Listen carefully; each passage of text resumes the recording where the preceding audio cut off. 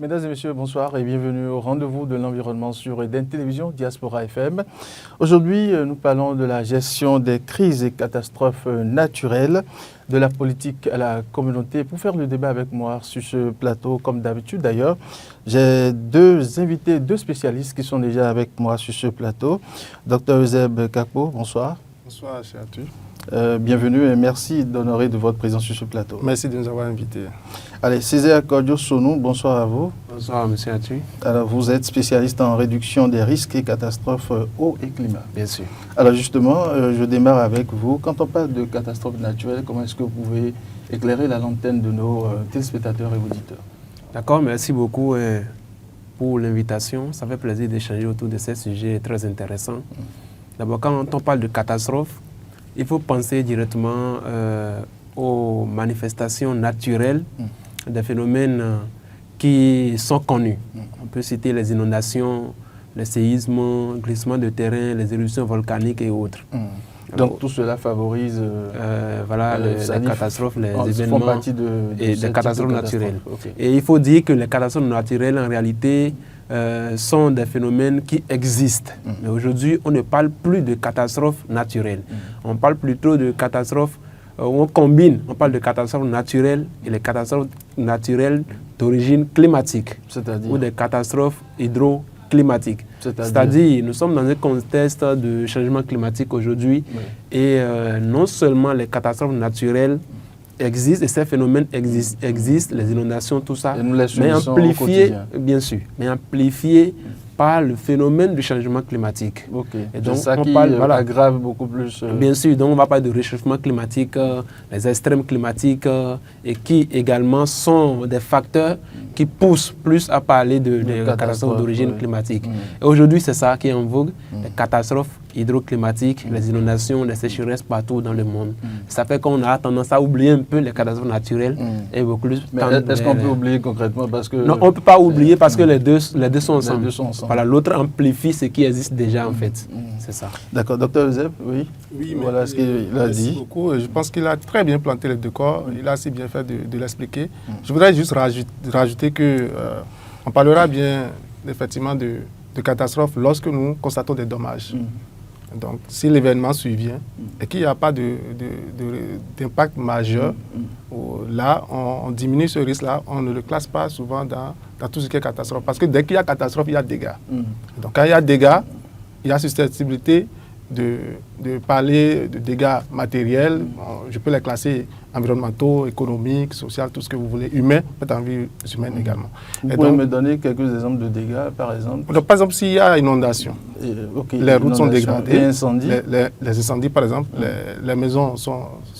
Même les enfants, les personnes vulnérables, les enfants, les femmes enceintes, les personnes âgées, qui n'ont pas la mobilité forte de pouvoir se déplacer très vite pour fuir le dégât, peuvent être emportés, les animaux, etc., sont parfois emportés par les Mais où est-ce qu'on pourrait classer la déforestation? Oui, quand vous parlez de déforestation, c'est une forme de... c'est l'homme qui va couper le bois. Et jusque-là, quand on coupe, on ne parle pas encore de catastrophe. Mais comme il le dit... Quand est-ce qu'on pourrait parler de catastrophe? Oui, justement, parce que quand... Bon, je prends juste un arbre. Lorsque vous êtes dans un versant, ou bien vous êtes sur une pente, que vous plantez les arbres, vous voyez au pied de l'arbre que l'arbre a cette faculté-là donc de garder le sol ou bien le drainage d'eau. Donc, dès que vous coupez l'arbre de là, le sol devient nu. Tous les eaux qui descendent de la monte descendent dans la rivière. Donc, quand il y a donc une pluie exacerbée, une pluie forte, les rivières débordent de leur lit. Et donc, cette action de l'homme déjà de pouvoir couper un arbre, je ne vais pas déjà au fond de la déforestation, mais juste le fait d'avoir enlevé un arbre pourrait déjà causer... Ça amplifie déjà cet événement-là. Donc, est-ce qu'au même moment, cela pourrait provoquer peut-être l'inondation?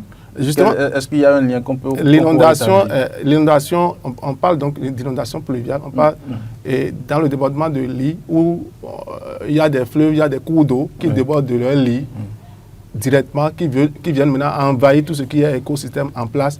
Là, il y a un impact directement sur l'environnement. Mais ce n'est pas forcément le fait... Bon, si on veut aller un peu plus loin, lorsqu'on parle donc des risques, on parle donc d'une probabilité.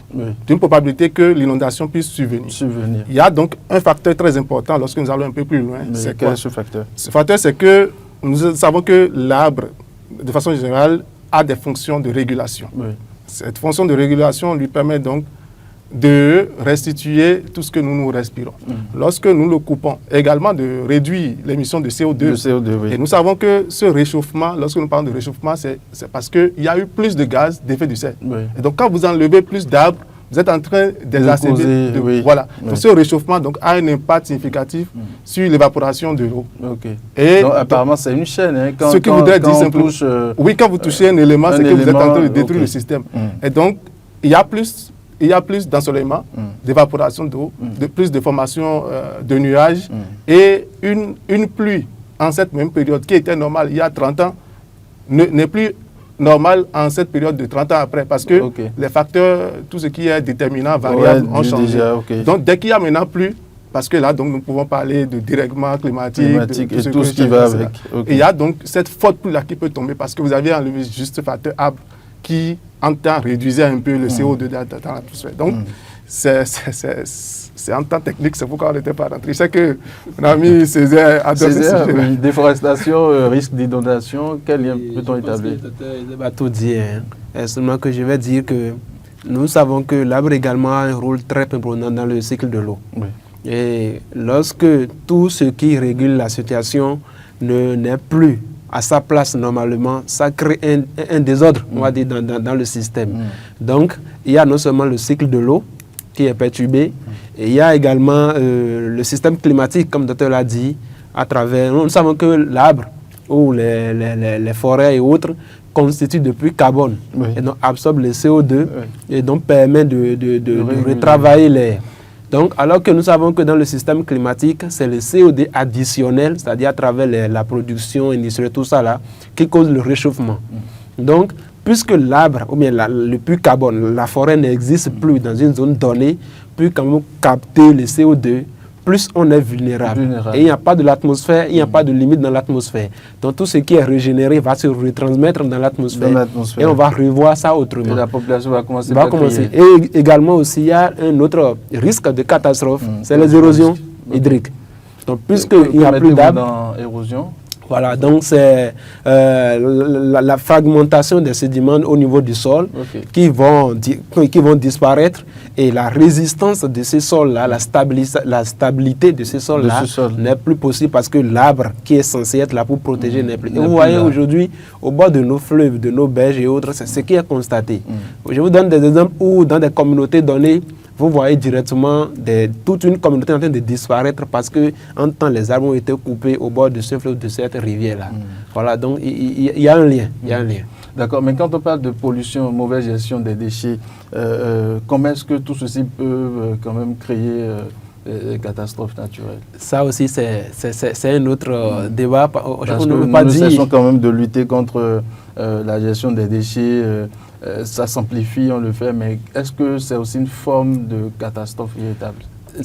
Pour moi, ce n'est pas directement une catastrophe, mais ça fait partie des facteurs amplificateurs. Ok, comment? Je prends l'exemple du Bénin. Nous avons aujourd'hui le programme PAPC, le programme d'assainissement pluvial, où nous avons des infrastructures qui nous ont construites et qui permettent de collecter l'eau, qui sont censées normalement collecter des eaux pluviales. Oui.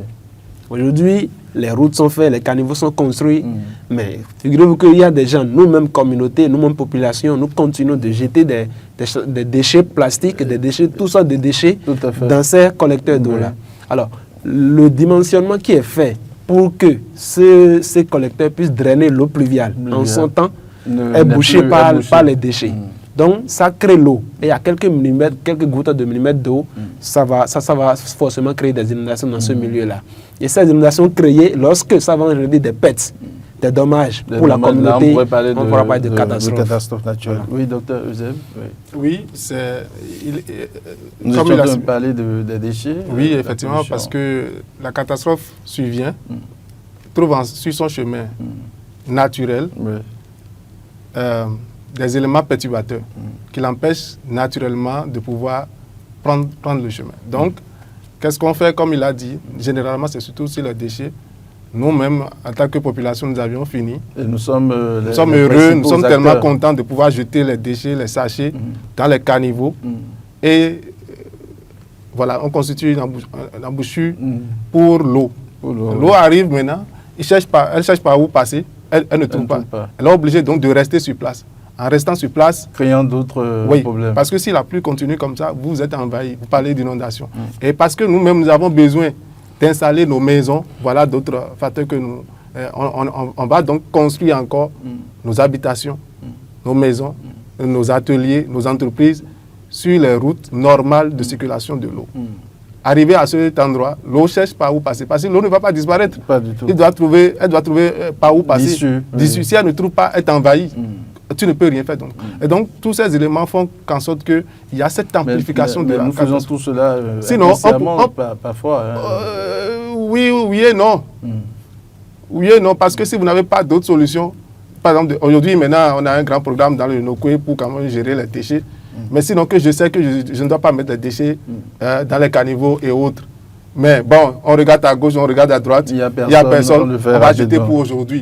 Parce qu'on n'a pas trouvé quel est le programme qui doit venir nous aider à pouvoir évacuer tous ces déchets-là. Ça, c'est consciemment que nous l'avons fait.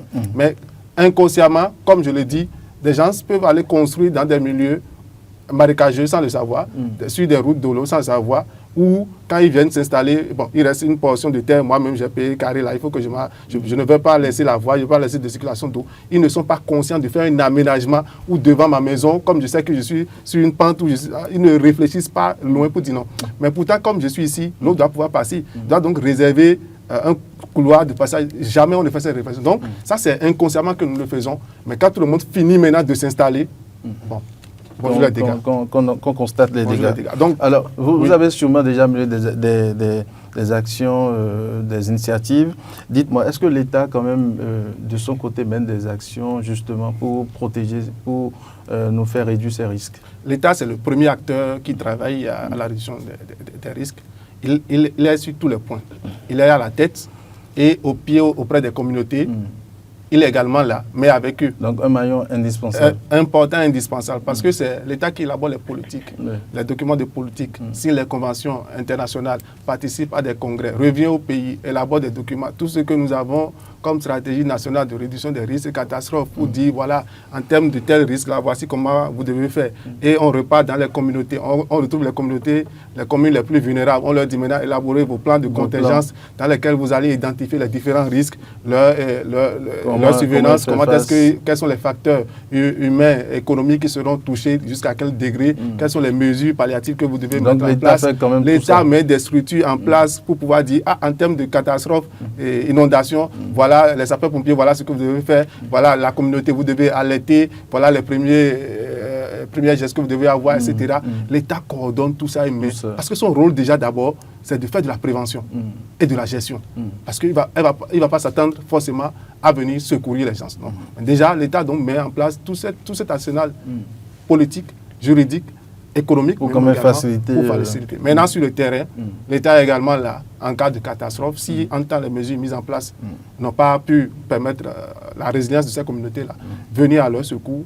Parfois, il y a des populations qui sont obligées de se déplacer, vous savez, parce que quand il y a catastrophe, il faut se déplacer. Il faut trouver des logements appropriés, les nourrir, interpeller la communauté, des gens qui, de part et de gauche, peuvent avoir des appuis à leur donner.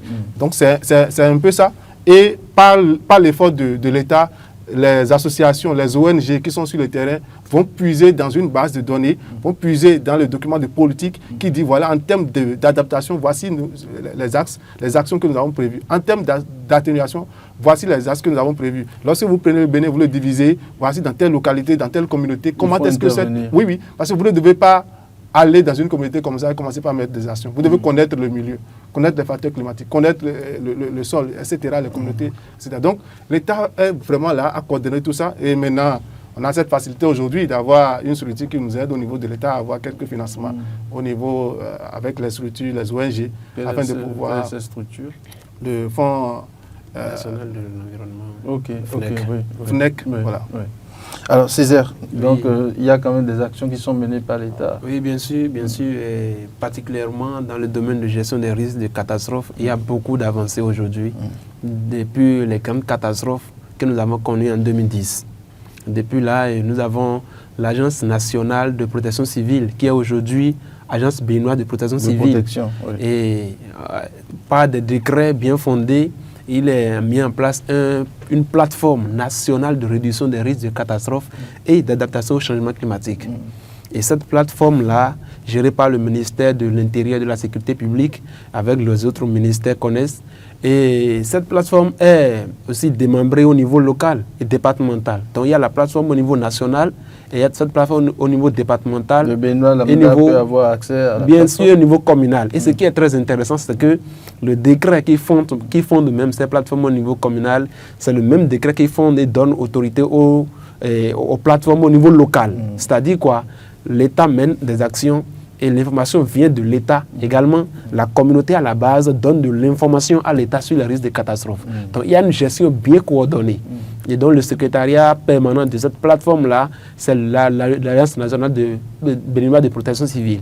Et il y a des actions qui se font. Aujourd'hui, l'État a beaucoup investi dans ce qu'on appelle les systèmes d'alerte précoce en gestion des risques de catastrophes. Et par appui des programmes et des partenaires au développement qui travaillent dans ce domaine. Voilà, je peux citer le programme d'Uragie qui fait des merveilles dans la basse moyenne vallée de Lomé, le programme de GIZ Agio qui font aussi des merveilles sur le terrain. Il y a quand même il y a beaucoup d'avancées. Oui, bien sûr, qui travaillent dans le domaine au Bénin. Il y a d'avancées. Mais concrètement, qu'est-ce qu'il faut faire du côté de la population? Quel est le rôle de façon concrète de la population face à ces risques? Très bien.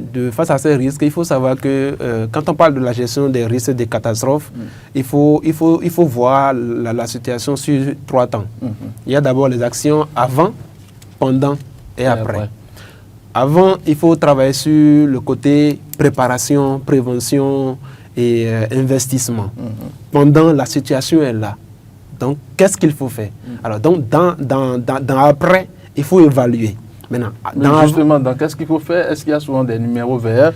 Est-ce qu'il y a quand même quelque chose qu'il faut faire en urgence? Bien sûr. Pendant, même avant, il y a, je parlais tout à l'heure du système d'alerte précoce. Au Bénin aujourd'hui, il y a une application aujourd'hui disponible pour les communautés à la base. Et même l'information à travers les SAP communautaires qui sont mis en place, les communautés peuvent directement communiquer à la mairie, communiquer à la BPC pour avoir des informations, pour dire attention. Nous avons appris que notre balise est au jaune, au rouge, tout ça là, dans le système d'alerte communautaire et nous préparons. La mairie également dit attention, nous avons d'anticiper. Non seulement l'anticipation, mais lorsque c'est pendant, il y a des groupes qui sont créés avec les communautés locales aujourd'hui pour relayer directement l'information. Donc ce n'est plus avant comme on attend forcément les choses ont changé. Ça a changé. Je vous assure que ça a changé, quelque chose est avancé, notamment dans la basse et moyenne vallée de Lomé. Donc aujourd'hui, si par exemple, comment on appelle, il y a déforestation dans une zone, bien il y a incendie dans une forêt, on peut quand même contrôler. Oui, on peut quand même contrôler réellement. Il y a des gens qui sur le terrain, il y a des volontaires, voilà, je vais dire, sur le terrain et qui travaillent. Il y a d'avancées dans ce domaine-là. Et la communauté travaille et ce qu'il faut faire davantage, c'est de renforcer la capacité de ces communautés, de ces volontaires qui travaillent à la base. Le renforcement des capacités sur tous les autres risques, en prenant en compte ce que nous vivons déjà et ce que nous ne vivons pas. Aujourd'hui, le Bénin vit beaucoup plus les risques d'inondation et de sécheresse. Mais qu'est-ce que nous dit demain que les éruptions volcaniques et autres, on ne sait pas, voilà, peu sujet. Donc il faut déjà travailler à la prise de conscience et travailler beaucoup plus dans le temps sur la culture du risque. La culture du risque qui dit que chaque ménage en réalité doit avoir des comportements avant, pendant et après. Voilà, par rapport à tel et tel risque. Et ce travail-là, qui doit évidemment les sensibiliser? Est-ce que c'est ce travail-là est à tout le monde. Et à tout le monde. Et moi, je responsabilise d'abord les hommes de médias. Donc vous, pour dire que... Pourquoi vous pour dire... Vous, mais vous êtes un acteur, pas des moindres. Lorsque ça part par des médias, on vous écoute plus. Parce que vous êtes beaucoup plus suivi que lorsqu'un individu part. Et même si nous, qui sommes dans la société civile, ONG et autres, pour nous aider à relayer l'information, nous faisons recours à vous. Donc les politiques sont élaborées, les travaux sont sur le terrain. Alors, qui pour communiquer, et surtout, pas communiquer n'importe comment, dire la réalité avec l'adaptation de la communauté dans sa langue, dans sa réalité. C'est un travail. Voilà, je veux dire inondation, alerte, comment le dire à celui qui est paraquois, à celui qui n'a jamais mis pied à l'école. Pour qu'ils comprennent de quoi il s'agit, sans ajouter, sans retrancher. Est-ce qu'il ne faut pas aussi faire des porte-à-porte? Oui, des porte-à-porte, il faut le faire, mais il faut d'abord que qu'on comprenne ce qui est élaboré, ce qui est défini. Et cela passe par les médias. Ça passe par les médias. Ça passe par les médias. Vous avez une grande responsabilité dans le système. D'accord. Docteur Euseb, il a surtout parlé je retiens surtout de ce qu'il a dit, le renforcement des capacités des acteurs sur le terrain. Oui, ça part déjà de l'identification de leurs besoins, qui est dans la première phase d'avant, dont il a parler, parce qu'à ce niveau, vous allez avec les communautés. On n'attend pas forcément que la catastrophe survienne d'abord, avant de commencer par travailler. Pourquoi? Parce qu'on risque de ne pas savoir, de ne pas mettre les comités de gestion, tout ça là, en place lorsque la catastrophe va survenir. Donc, du coup, pour déjà renforcer leur capacité, il faut connaître leur niveau de compétences, les types de risques qui interviennent, qui sont à même de survenir dans le milieu. Et après cela, qu'on passe donc à la phase d'élaboration du document de politique, comme il a si bien expliqué. Donc, élaborer un document voilà, bien structuré. Et qu'on met maintenant au niveau, à disposition des communautés, des autorités, à quelque niveau que ce soit, validé par les communautés. Tous ceux qui sont représentants de toutes les structures doivent être présents et vous validez tout ça. Dès que vous aviez alors cette feuille de route, ça vous permet maintenant de savoir bien avant, parce que vous n'allez pas, avant que même la situation, la catastrophe ne survienne, vous avez déjà formé les gens. C'est ça qui est le avant, justement. Avant, faites tout ça, parce que vous devez les former. Les former sur les compétences de connaissance des risques. Qu'est-ce que risque, inondation, etc. Quelles sont les mesures d'adaptation, comment est-ce qu'il faut intervenir, les alertes, etc. Pendant l'inondation. Quels sont les premiers gestes, les premiers secours, comment est-ce qu'il faut les apporter, qui appeler en premier, comment est-ce qu'intervenir, sauver les gens, qu'est-ce qu'il faut faire, qu'est-ce qu'il ne faut pas faire. Vous faites tout pour que les gens puissent comprendre. Et il a abordé un point très important, qui est donc de pouvoir expliquer aux gens dans leur langue locale les connaissances. Il a parlé de nous, le rôle des médias surtout. Oui, parce que c'est parce que vous estimez que nous sommes là maintenant. Donc ça permet alors d'amplifier l'information, d'amplifier, d'aller plus loin. Qu'une zone délimitée, qu'un projet peut intervenir. Donc, c'est très important déjà. Est-ce que nous ne sommes pas en train d'oublier d'autres types d'acteurs, les autorités locales? Est-ce que ces autorités sensibilisent véritablement la population? Parce que c'est eux qui sont beaucoup plus, je me dis que c'est eux qui sont beaucoup plus proches de la population. Je parle des CV, des chefs quartiers et autres. Avant d'être CV, chef quartier, on vient de la communauté locale. Oui. Donc, on n'est pas supposé déjà avoir l'information. Et donc, dès qu'on devient CV, chef local, autorité locale, etc., on a donc cette charge de pouvoir augmenter son niveau de connaissance. Et c'est bien, c'est pour cela que je vous disais que déjà la phase d'élaboration des documents de gestion et autres plans d'action, etc., on implique ces autorités-là. Bien avant même de commencer par identifier quels sont les risques, on les forme d'abord. Parce que si la personne ne connaît pas de quoi est-ce que tu es venu travailler sur le sujet, la personne ne peut pas t'apporter des éléments probants pour pouvoir te permettre. Donc, on les forme d'abord. Quand on les a déjà formés, c'est comme on leur remet la mission de retourner maintenant, informer leur communauté à la base. Comme le dirait l'autre, d'aller propager la bonne nouvelle. D'aller propager la bonne nouvelle des événements climatiques sur ce type de projets, des dégâts et comment les gérer et à quel recours s'en tenir. Donc faites ce travail. Donc dès qu'ils sont déjà armés ou qu'elles sont armées en tant qu'autorité, elles ont cette largesse-là de pouvoir aller vers la communauté et de sensibiliser. Et je crois que leur voix porte très vite, parce que c'est les communautés, les gens ont eu confiance en eux. Ils pourront s'exprimer facilement. On dit donc si c'est notre CV, un CV Mitterrand, si c'est notre CV, c'est Minamblodji. Donc c'est très important donc, de pouvoir amener le CV, l'écouter, ou qui que ce soit, parce que les gens ont des spécificités par milieu. Tout à fait. Donc vous devez comprendre que voilà, dès que vous allez dans tel milieu A, dans tel milieu B, comme il a expliqué, si c'est l'inondation, quels sont les faits et gestes les petits gestes. Et donc pour pouvoir donc, sensibiliser les gens, les former, parce que la connaissance, elle est d'abord, la première des choses qu'il faut avoir, c'est la connaissance. Là, quand les problèmes viennent, vous savez comment donc, les contenir. Alors Césaire, dites-nous, parlons du Bénin, quelles sont ces zones les plus vulnérables à cause des pressions humaines? Est-ce que vous pouvez nous en citer juste une ou deux?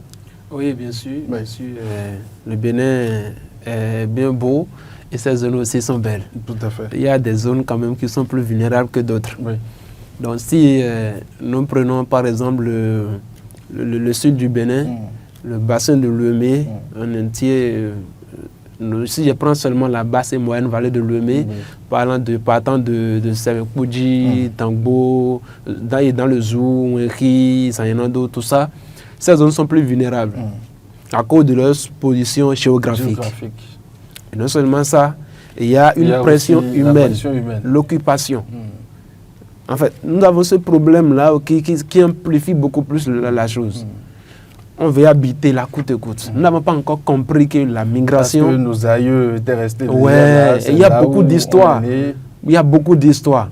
Nous n'avons pas encore compris... délocaliser, c'est vraiment compliqué. Hein? C'est compliqué. Nous n'avons pas encore compris que la migration, que ce soit permanente ou temporaire, est une option d'adaptation. Oui. Et pour avoir travaillé dans des communautés comme ça, j'ai remarqué en fait que ils ont une autre perception de ce que nous voyons là. D'abord, ils pensent que tout revient à l'État. Oui. Et l'autre chose très intéressante qu'il ne faut pas ignorer, mais qu'il faut travailler, c'est que il y a d'autres qui te disent réellement que on ne peut pas fuir sa maison à cause de l'eau. Et d'ailleurs, ils te content des histoires. Enfants. D'ailleurs, moi j'ai entendu ça, il dit comment ça se passe? Des tentatives d'intimidation. Oui, d'intimidation, mais ce n'est pas seulement intimidation, c'est culturel, je ne sais pas, et c'est comme ça ancré. Ils vont te dire que lorsque tu pars à cause de ces phénomènes-là, lorsque tu reviens, la famille, et comment? Soit tu perds ta vie, ta famille va perdre, ou bien un enfant. Et quand vous entendez ça, et quand tu entends ça, qu'est-ce que ça me fait? Ça me fait rire, dire ça, il faut travailler ça. Ça me fait rire? Oui, parce que c'est sa perception. Et pour parler de développement, il ne faut pas omettre sa perception. Il faut travailler à ça. Il faut travailler ça. Tu sais quoi? Même en gestion des risques, la psychologie est très importante. Tout à fait. Très importante. Pour délocaliser ces personnes. Il faut savoir les maladies. Oui. Ou bien ils te disent, c'est de ça en vie. On est dedans et ça ne nous fait pas mal. Oui. Pourquoi tu trouves que ça reste mal? Alors que le mal qu'ils ressentent, c'est que quand ça va passer, ce sont eux-mêmes qui vont crier pour dire qu'on a perdu toutes les cultures, on a perdu tout et l'État n'a rien fait. Mais quelque part, c'est tout à fait légitime aussi parce que c'est des gens qui ont déjà vécu toute leur vie. Ils ont déjà vécu dans la zone. Ils ont tout construit là. Ils ont créé leur business. C'est là-bas, c'est là où ils ont eu leur petit-fils et tout. Tout à fait. Mais on ne dit pas que tout de suite là, il faut prendre toutes tes affaires, partir. Tout se fait progressivement. Alors, lorsque vous attendez, vous ne faites rien. On dit, faut te resoudre. En réalité, lorsque tu es tranquille et tu regardes, tu observes qu'on vient t'aider, mais tu te plonges. Donc, il faut comprendre que l'État fait un effort. Et souvent, cette population estime aussi que les dédommagements ne sont pas souvent à la hauteur de ce que cela devrait être complètement. Il faut dédommager, mais est-ce que j'ai compris d'abord que c'est un problème personnel? C'est ça qu'il faut comprendre d'abord. Il faut comprendre que c'est un problème personnel. Je peux faire de cette zone une zone de travail et progressivement faire mon programme sur 5 ans, 10 ans et m'éclipser. Savoir que c'est une zone de travail parce que ces zones aussi, il ne faut pas oublier, sont des zones très productrices et très fertiles. Donc nous avons besoin de ces zones justement, mais on ne peut pas habiter cette zone lorsqu'on nous dit que nous sommes en danger. C'est ça il faut travailler. Et c'est ça à quoi les ONG, nous autres, nous devons travailler beaucoup plus dans cette communauté. Zeb veut dire quelque chose. Non, c'est l'aspect culturel qui d'ailleurs même est rentré dans la définition du développement, qui ne tient pas compte que des facteurs économiques, sociaux, environnementaux, mais aujourd'hui culturels également. Parce que en temps, on est câblé juste sur ça, mais on s'est rendu compte que les populations autochtones ont une manière de penser qu'on n'avait pas prise en compte dans les documents de politique.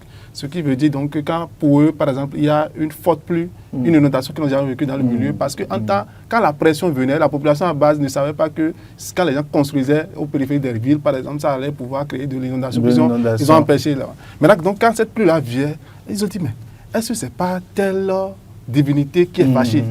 Est-ce que c'est pas est-ce que c'est pas un mauvais sort? Oui, donc pour eux, quand le malheur arrive, il faut consulter. Donc cette façon de penser, comme le disait Césaire. Donc les dispenses donc de cette connaissance climatique que le chercheur vient dire non, voilà c'est l'arbre. La population. Mais dans ce cas, comment est-ce qu'il faut quand même gérer ces populations-là? On doit les amener à comprendre déjà à partir des exemples. Parce que s'il n'y a aucune situation qui existe aujourd'hui sans solution et qui n'est lieu avant. Donc, vous les amenez à comprendre que voilà, dans tel milieu, voici ce qui s'est passé. Et quand ils ont fait ceci et cela, ils n'ont plus jamais entraîné, vécu. oui. Ils vont dire, ah bon, c'est vrai. On dit oui. Et par exemple, quand vous mettez vos cultures... souvent, ils ne sont pas tellement compliqués. Hein. Non, il suffit juste justement, c'est trouver... comme vous voyez, tel qu'il parle, il faut être intégré dans la communauté de sorte que la communauté ne voit pas forcément une différence entre vous et eux, avant maintenant que vous passez votre information pour qu'ils puissent accepter. Donc, il ne faut pas aller en cravate et en costume. Parce que lorsque vous les enlevez faire l'important devant eux. Justement, parce qu'eux savent que ce n'est pas à toutes les périodes qu'il y aura une inondation. Donc, en temps d'inondation, on va gérer. Après, nous allons revenir sur nos terres. Parce que l'appropriation, le fait que c'est pour moi, là, c'est un facteur important pour l'homme. Donc, quand tu lui dis de quitter là, tu dois lui dire que c'est toujours pour toi. Et comme si c'est une zone de travail que tu en fais. Bon, il faut quand même les amener à comprendre. Les amener à comprendre, les donner des exemples concrets pour les garantir. Voilà, vous revenez. Alors, nous sommes à la fin. Césaire, dites-nous, qu'est-ce que vous avez à dire pour conclure? Et pour conclure, permettez-moi, j'allais rappeler qu'il ne s'agit pas seulement du Sud, il y a aussi le Mono et le bassin du Niger qui est là. Donc, toutes ces zones vulnérables, moi, j'ai adressé un message à nos chers habitants, c'est pour dire que... Vous allez le regarder tout droit. Oui, c'est monsieur, bien sûr. Je vais dire simplement que... J'espère qu'ils comprennent le français. Bon, si je peux aller aussi en fond... Bon, allez d'abord en français. D'accord, il n'y a pas de souci. Je vais dire que... chère communauté, à la base, c'est très important de vivre là où on nous a mis. C'est-à-dire ce qu'on a hérité de nos parents. Mais aussi, résister ou se déplacer à cause d'un risque potentiel qui peut omettre la vie à moi, à ma famille ou à ma progéniture, ce n'est pas une option de fuir. Ce n'est pas à choisir en fait. On peut accepter de partir d'abord. Ce n'est pas qu'on est incompétent. Ce n'est pas qu'on n'est pas garçon. On est bien garçon, mais entre la vie et la mort, on préfère la vie. Non seulement pour soi, parce que le départ d'un seul être, lorsque nous avons des cas d'inondation, des catastrophes, je vous dis, il y a toutes des familles, en 2010, des familles sont encore en deuil jusqu'à présent, il y a 15 ans. Et c'est bien réel sur le terrain. 15 ans. Parce que le départ est tragique, le départ est bizarre. Je vous dis, des gens sont partis sous l'eau, on n'a pas retrouvé le corps jusqu'à présent. Et vous savez, dans notre contexte... Les familles sont en détresse. Oui, parce que lorsque quelqu'un meurt, on ne l'enterre pas. Vous savez ce que c'est dans notre contexte africain et béninois. Donc, il faut, pour éviter tout ça, il faut accepter de suivre les directives de nos autorités. Il faut les comprendre. Et je vais dire à l'État, je vais remercier tous ceux-là qui font un effort dans ce sens, et ces programmes-là qui travaillent ardemment sur le terrain, et à nous autres ONG et chercheurs qui font un travail pour faire comprendre, chercher la profondeur sur les risques de catastrophes. Je nous dis félicitations, l'avenir est prometteur, la gestion des risques de catastrophes au Bénin va s'améliorer de plus en plus. Vous avez oublié de remercier Eden TV qui vous donne le Eden TV, bien sûr, de doute. Dit tout ce que nous venons de dire, Eden TV qui fait un travail, et je souhaite que vraiment ce travail ne s'arrête pas ainsi et que ça continue davantage. Merci. Et que Dieu vous donne la force. Merci. Docteur Euseb, oui, le message il est clair.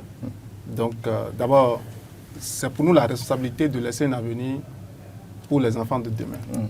Dans quel contexte ils vivront, ça dépend de nos actions d'aujourd'hui.